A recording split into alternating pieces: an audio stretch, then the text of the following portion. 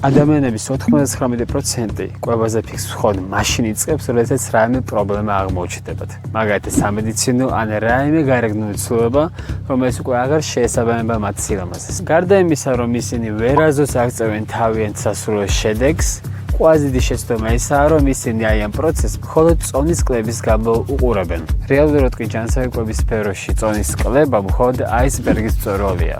შიგნით კი ისეთი პლუსებია, როგორც არის კარგი განწყობა, ენერგია, დისციპლინირებული მოქმედება ნებისმიერ საკითხში და ასე შემდეგ. სამწუხაროდ ჩვენს ქვეყანაში ისევ არის რაღაც უაზრო დოგმები და ცნობიერების დაბალი დონე, რაც სიმართლე გითხრა არც კი მეყურს. საქართველოში ყოველი მეორე ზრდასრული მამაკაცი ან ქალი ჭარბწონიანი ან სიმსუქნით იტანჯება. გულდასაწყვეტი სტატისტიკა არა.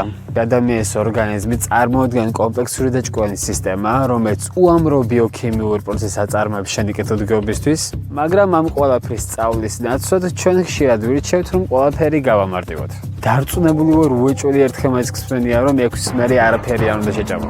ან თუ ერთხელ მაინც გადაუხვევთ ჯანსაღ კვებას, ან ერთი ნატეხი შოკოლადი შეჭამე, შეგიძლია მთელი დღე დაეკიდო და ხვაიდან გააგზავნო. თუ ამდენით მაინც ერკვევი ადამიანის ანატომიასა და ფიზიოლოგიაში, მაშინ მიხვდებოდი, რომ არც ერთჯერადი ბროკოლი გაგაჯანსაღებს და არც ერთჯერადი შოკოლადი არ დაგინგრევს მთლიან ცხოვრებას. მაგრამ ის, რასაც ნამდვილად შესწევს ძალა, რომ მთელი ცხოვრება დაგინგრიოს, არის ეს უაზროდ ბევრი დოგმა და მითი, რომელსაც ჯერ კიდევ ვერ გადავეჩვენე.